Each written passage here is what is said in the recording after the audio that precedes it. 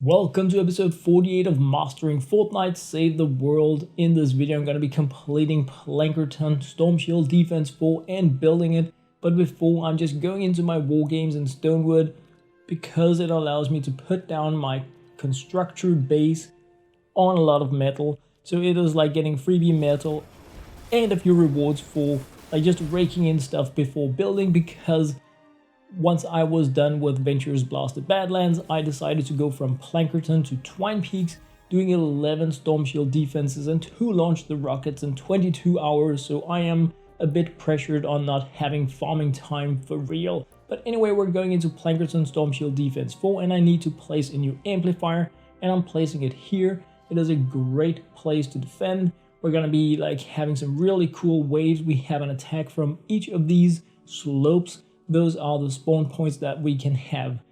I'm just gonna be boxing in my amplifier, pretty basic stuff, just a box around it and some corners, and then I'm making an AFK cooldown room like for each of the attack sides.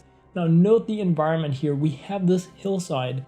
The opponents cannot drop down from over here, but they can drop down from the other. So I'm making my AFK box on this side where opponents won't be able to drop down upon it, and then I'm just gonna make a barricade on the other to show you guys what actually happens if we have something over on that side without like blocking it further up. But we're gonna be looking into making a blockade once we reach another Storm Shield defense. It's not really needed for this one, but there we have the coolout room. Here we have the floor launcher, and then we just need a wall and a slant, so anything that comes down the hill is gonna land here and get pushed into the cooldown room, and they're gonna stay there forever.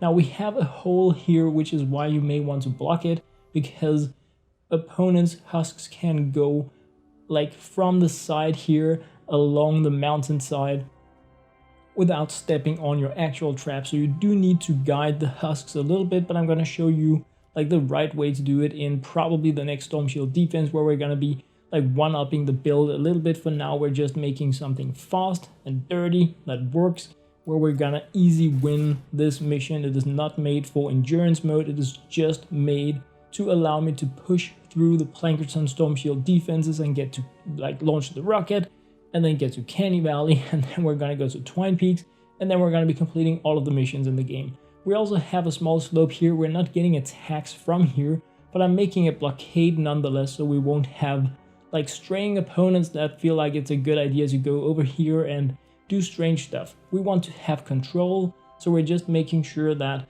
the pathing the husks can have is under our control. And of course we have the side that I showed you guys before, where I'm making a similar blockade to this, but where the husks can go down onto the structures and cause a lot of trouble. So don't do that when you are making this. This is mostly for reference, and in the next video we're gonna be changing that design.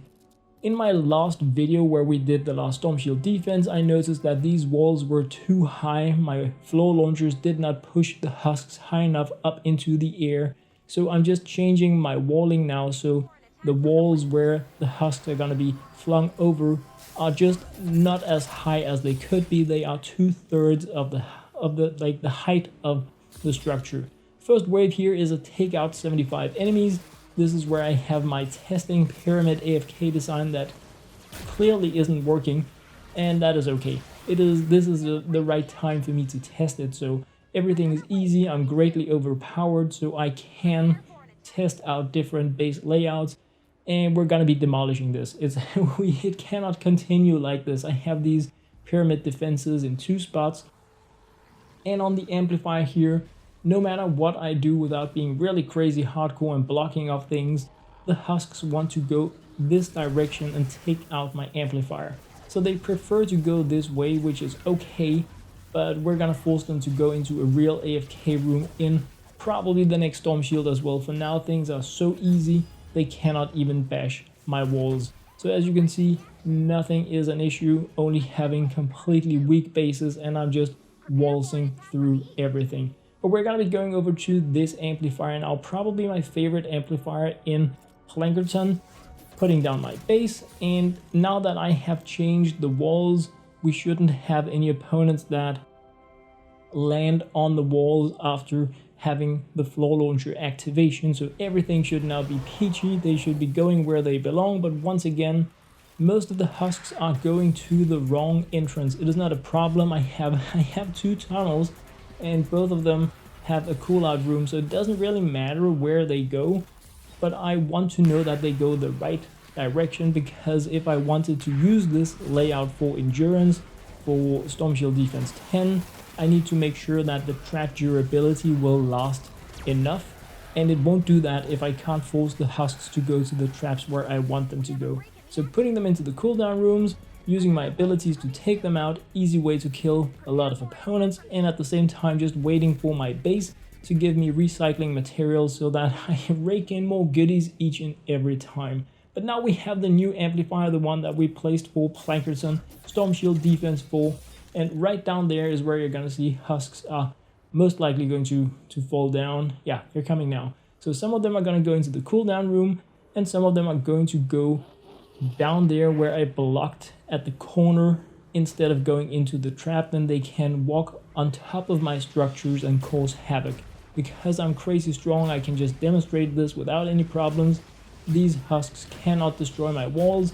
I played the Ventures Blasted Badlands Fortnite Season 1, and it gave me such a high account level that my walls are crazy strong, but under normal circumstances this would have been a wipe.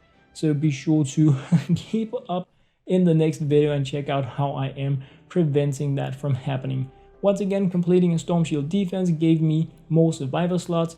Putting them in there to get even more power, I need power level 58 in order to launch the rocket in Canny Valley and move to Twine Peaks. So for now I'm just putting in the survivors I have, and at some point I'm gonna be upgrading them and trying to see how much power can I get with the survivors that I have.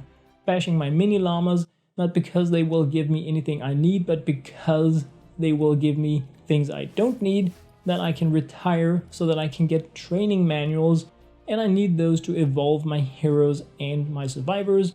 My main concern is getting my machinist hopper up and running. It is one of my constructors that is somewhat underpowered compared to the others, but I have been lacking training manuals, so just recycling all of the junk that I have gotten from the mini llamas, including survivors, only keeping epics or better. And then I'm going into my hero loadout to find my hopper, to upgrade her to the absolute max so that I know my constructor has the base power, the survivability, everything as high up and running as it can be. There we have her, getting her an evolution as well. So that was what I had to share in this video, guys. I hope you enjoyed. As always, thank you very much for watching, liking, commenting, and subscribing. I absolutely love you guys.